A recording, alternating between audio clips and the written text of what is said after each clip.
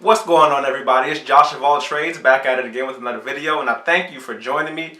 In case you can't tell, I'm really excited. I'm really happy. Can you see it in my eyes? I'm having a really good day today. Aha Gazelle just dropped Trillium 3. The Walls Group just dropped their album entitled The Other Side. But I'm not here to talk about either one of those things in this video. Today I'm going to be talking about Stranger Things. And more specifically, should you watch it?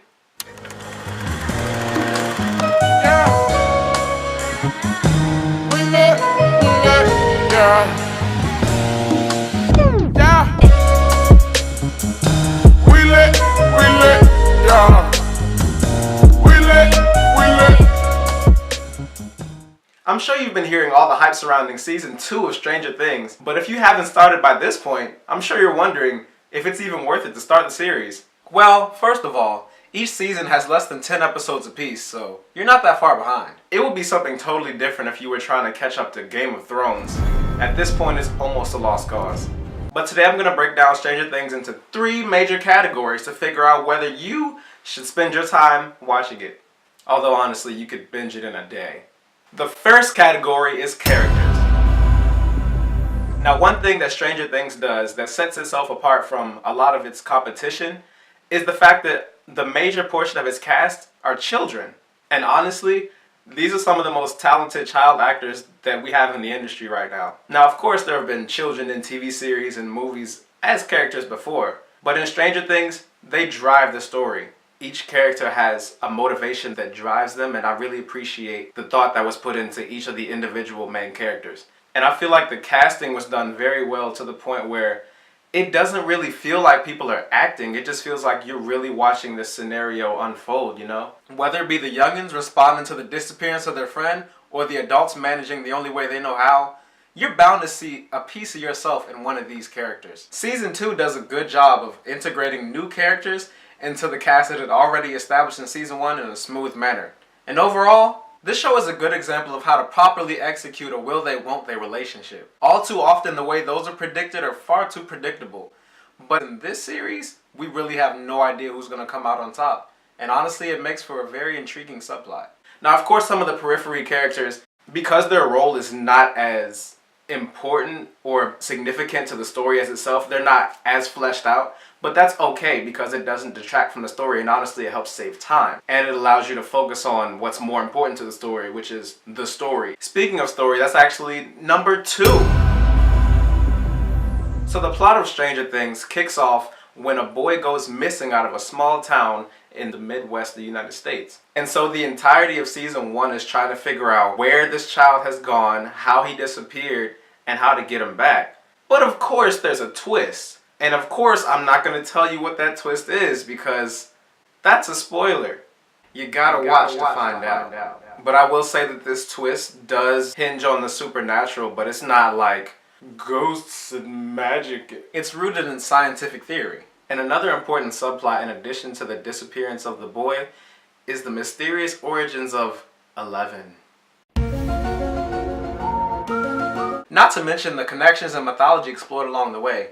In addition to all that plot, another thing I really appreciate about the way this is executed is the pacing of the story. The series was paced very well. It was spread out nice and evenly across each episode of both seasons. None of the episodes felt like they had too much, and none of them felt like they were too little, just filler episodes. Each one of the episodes is an integral part of the journey towards the conclusion.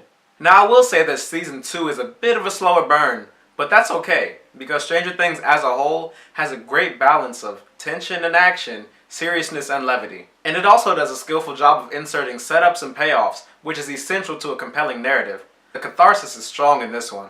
Look it up. This movie is set in the 1980s, and I think it does a phenomenal job as a period piece depicting how characters would act and react based upon the times in which they live. The conflict of Stranger Things would go entirely differently if it was set in present day 2017 because, you know, we have smartphones and, yes, mainly smartphones. Smartphones would have made a huge difference. But I think they did a great job working with the fact that it is grounded in a small town in the 1980s. Your nostalgia fix is all there. It's a neat mechanic in the way the story is told. And you can see that reflected, but at the same time, it's not like overdone, in your face. You get it, and it makes sense and you can follow along with it. And I just think the story is told in a brilliant way. And speaking of ways of telling a story, let's get into part 3, cinematography. Now, in my humble opinion, I like to consider myself a cinematographer of sorts, at least at an intermediate level. So can I give an expert opinion here? Can I do that? Well, I'm gonna do it. In my opinion, I feel like this was shot very well. I think the shots were very visually interesting, and also with the visuals, the sound design I think was phenomenal. Another series I really enjoy watching is How to Get Away with Murder, but at times the score can be a little bit distracting.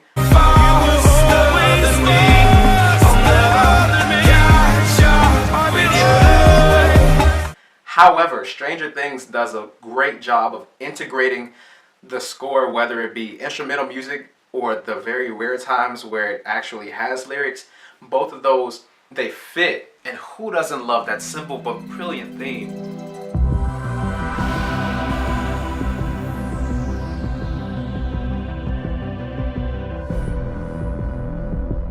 So major props to the Duffer Brothers, who executive produced the entire series. They did a great job. I think the cinematography was great, the sound was great, the score was great. So without further ado, the verdict.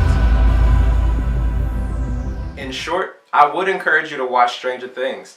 It's not too late. Because there's only 2 seasons so far and only 8 episodes apiece, well, season 2 has 9 episodes, but you get the point. It's definitely a digestible size for you to get started now and not have to feel like you're too far behind. You can catch up pretty easily. Even if you decide to do an episode a day, you'll be done in about a couple weeks. I would encourage you to watch it for its strong character development and its phenomenal cast, its intriguing storyline, and the skill with which the cinematography was executed. Now, I will say that it's not perfect, and season 2 has a bit of sequelitis. But without a doubt, Stranger Things was an unprecedented hit and belongs at the top tier of TV series at the moment. So I think it's only right to acknowledge that success. So that's what I have to say about Stranger Things. Shout out to Netflix for creating their own quality content. I mean, they kind of have to, because they can't just keep leaning on all these old movies and shows, can they? Can they? But also, can we bring back the Get Down? Please? Anyway. Have you seen Stranger Things? How far have you gotten and what is your impression? Also, what are you looking forward to in future seasons of Stranger Things? And what 80s references would make your nostalgia senses tingle? If you haven't seen it yet, go ahead and watch it. And then come back to this video so you can be a part of the conversation. So don't be a mouth breather. Leave your comments below. Leave a like on this video. Don't forget to follow me at Josh of All Trades, and the E is a 3. Subscribe if you're new and share with the crew. See you next time. Let me tell you about a strange things that happened to me. Strange things. I tried to do the little nosebleed thing, you know, in honor of L, but I don't know if y'all can see it. Can y'all see that? And peace. All right, we done. We good. Good episode.